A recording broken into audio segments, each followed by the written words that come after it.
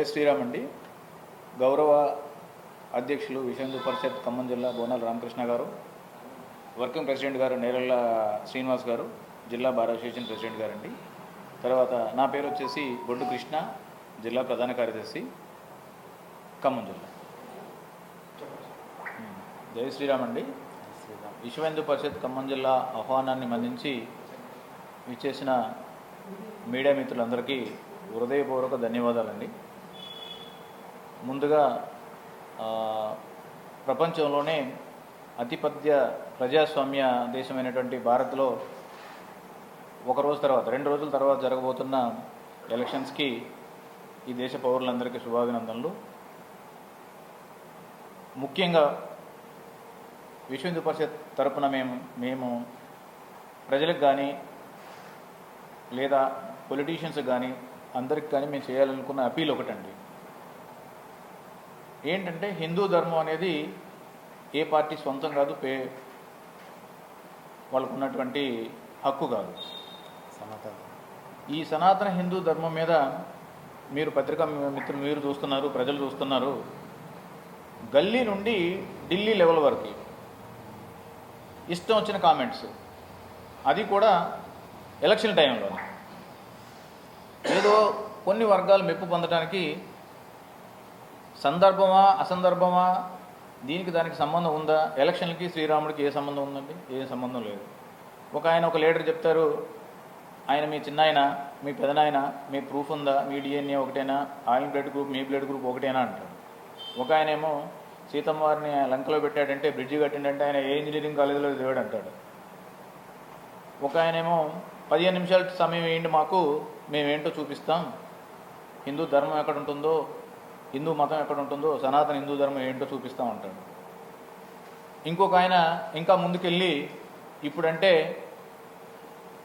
హిందూ ధర్మానికి హిందూ మతానికి సపోర్ట్ చేసే యోగి మోడీ ఉన్నారు కాబట్టి చూసుకుంటున్నారు, ఓ 10 రోజులు 10 ఏళ్ళు తర్వాత మోడీ హిమాలయాలకు వెళ్తాడు, యోగి ఇంకెక్కడికో వెళ్తాడు, అప్పుడు దీనికి తాళం వేస్తారంటాడు ఒక ఆయన. ఏంటిది? ఏం జరుగుతుంది అసలు? ఇది రాముడు పుట్టిన గడ్డ మీద రాముడికి ఒక చిన్న మందిరం కడితే అది ప్రజలు 10 రూపాయలు పోగేసి 500 సంవత్సరాల తర్వాత ఒక చిన్న మందిరం కడితే దానికి ఎందుకు ఇంత హడావడి?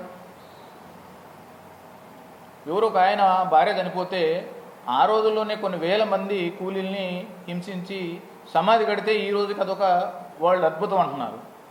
మరి ఈ భూమి మీద సనాతన ధర్మాన్ని రాముడు దేవుడో కాదో తర్వాత సంగతి, ఆయన సరే అది ఒక కాల్పనికం అయినా సరే ఆయన పాటించింది ఏంటి? ఒక ఉత్తమ కొడుకు, ఉత్తమ తండ్రి, ఉత్తమ భర్త, ఉత్తమ రాజు. ఊరికనే దేవుడు కాలేదు ఆయన. ఆయన ఏదైతే ధర్మాలు పాటించాడో ఆ ధర్మాలు పాటించినందుకు ఆయన దేవుడు అయ్యాడు. శిలాన్యాస చేసినప్పుడు, సరే మన మిత్రులకి ఎంతమందికి ఐడియా ఉందో లేదో, ఫస్ట్ శిలాన్యాస చేసినప్పుడు ప్రధానమంత్రి రాజీవ్ గాంధీ ఉన్నారు, ఆయనే అక్కడ భూమి పూజ చేసింది. పివి నరసింహ గారు ప్రధానమంత్రిగా ఉన్నప్పుడు ఆయన ఒక హై లెవెల్ కమిటీ చేశారు. దేనికి తెలుసా? రామ మందిర నిర్మాణానికి. దీన్ని బీజేపీకి అంటగట్టేసి, లేదంటే హిందువులు బీజేపీ ఆర్ఎస్ఎస్ అంతా ఒకటే కూటమి, ఇది అది ఇది అని ఉన్నవి లేని అన్ని కల్పించేసి రాజకీయం నోటిఫికేషన్ వచ్చిన దగ్గర నుండి రిజల్ట్ వచ్చే వరకు దీని మీదనే యుద్ధం జరుగుతుంది, కానీ ఇంకొక దాని మీద యుద్ధం జరగట్లేదు. ఒక ఆయన ఎవరో చెప్తారు, బ్రదర్ ఆఫ్ ఫాదర్ ఎవరో అంటారు. మన అట్లా ఆయనే స్వయంగా చెప్తారు వాళ్ళ మీటింగుల్లో, మనం ఇక్కడంటే జరుగుతున్నాయి కానీ నువ్వు ఇరాకో సౌదీ పోయి నువ్వు సేమ్ బైబిల్ పట్టుకొని లేకపోతే ఇంకో గ్రంథం పట్టుకొని మీరు ప్రచారం చేస్తే చేసి చూడండి ఏం జరుగుతుందో అంటాడు. అంటే తెలుసు, అందరికీ తెలిసింది ఏం జరుగుతుందని. ఇక్కడ ఎందుకు ఉంది అట్లా? భారత్ చరిత్ర చూసుకోండి, ఎన్ని వందల వేల ఏళ్ల చరిత్ర చూసుకున్నా ఈ దేశ రాజులు ఏ దేశం మీదకి వెళ్ళిన దండెత్తారా? ఎత్తలేదు. అక్బరు, బాబరు వీళ్ళందరూ వచ్చి ఏడకొచ్చి దండయాత్ర చేసి ఇక్కడికున్న చేసుకొని పోయారు. దొంగతనం ఎవడైనా ఏం చేస్తారంటే వాడి దగ్గర లేనిది తెచ్చుకోవడానికి దండయాత్ర చేస్తాడు. అంటే మన సనాతన హిందూ ధర్మం ఎంత ఉంది, ఎంత గొప్పది ఉంది, ఎంత సంపదవంతమైంది. ఈ జంబూ ద్వీపము, భారతదేశము, భరతఖండము ఎంత గొప్పది, ఎంత సంపద, ఎంత సంస్కృతి పరంగా ఎంత ఉన్నతమై ఉండి వెలసిల్లింది. ఈ రోజున ఈ దేశానికి ఈ దౌర్భాగ్యం ఎందుకు? 5 ఏళ్ళు రాజకీయం, లేకపోతే 10 ఏళ్ళు రాజకీయం, 5 ఏళ్ళు ఎమ్మెల్యే లేదా 10 ఏళ్ళు ముఖ్యమంత్రి. దానికోసం ఒక ధర్మాన్ని లేదంటే ఒక మతాన్ని, సరే వాడుక అసలు మన మతం అనుకుంటున్నారు, హిందూ ధర్మం మీద ఇంతమంది ఇన్ని రకాలుగా అటాక్ చేయాల్సిన అవసరం లేదు కదా. భద్రాచలం రాముల వారి కళ్యాణానికి నాకు ఊహ తెలిసిన దగ్గర నుంచి ప్రభుత్వం తరఫున వీలైతే ముఖ్యమంత్రి లేదా గవర్నమెంట్ ప్రతినిధి ముత్యాల తలంబ్రాలు తీసుకొని వెళ్తున్నారు. మరి వాళ్ళు ఏ మతానికి సంబంధించిన వాళ్ళు, ఏ ధర్మానికి సంబంధించిన వాళ్ళు? అక్కడ ఎవరైనా ఉన్నాయి. అవకాశం ఉన్నప్పుడు ముఖ్యమంత్రి వస్తున్నారు, అవకాశం లేనప్పుడు వాళ్ళు ప్రతినిధి పంపిస్తున్నారు. మరి దాని అర్థం ఏంటి? కాంగ్రెస్ ముఖ్యమంత్రులు ఉన్నప్పుడు పంపించలేదా? ఈ ఎలక్షన్ టైంలో సనాతన హిందూ ధర్మం మీద ఈ విధ్వంసం ఏంటి? శ్రీరామ్, ఈరోజు భారతదేశంలో ఉన్న రాజకీయ పార్టీలు మొత్తం కూడా హిందువులకి ఒక యూనిటీ లేదని, హిందూ ధర్మంలో ఉంటున్న వాళ్ళు విడిపోతూ ఎప్పుడు ఉంటారని ఉద్దేశంతో హిందూ ధర్మాన్ని విమర్శిస్తూ ఎవరైతే భారతదేశంలో మైనారిటీలో ఉన్నారో వాళ్ళ ఓట్ల కోసం, వాళ్ళ మెప్పు కోసం హిందూ ధర్మాన్ని విమర్శించడం అనేది ఆనవాయితీగా వచ్చింది. ముస్లిమ్స్కి ఓటు యూనిటీకి వేస్తారు, వాళ్ళకంటూ ఒక నిబద్ధత.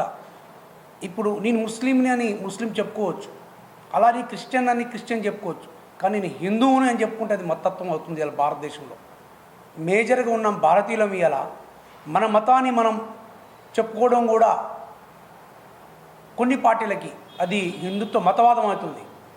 ముస్లిం టోపీ పెట్టుకుంటాడు, క్రిస్టియన్ సిలువేసి బుక్ పట్టుకుంటాడు, అది మతత్వం కాదు.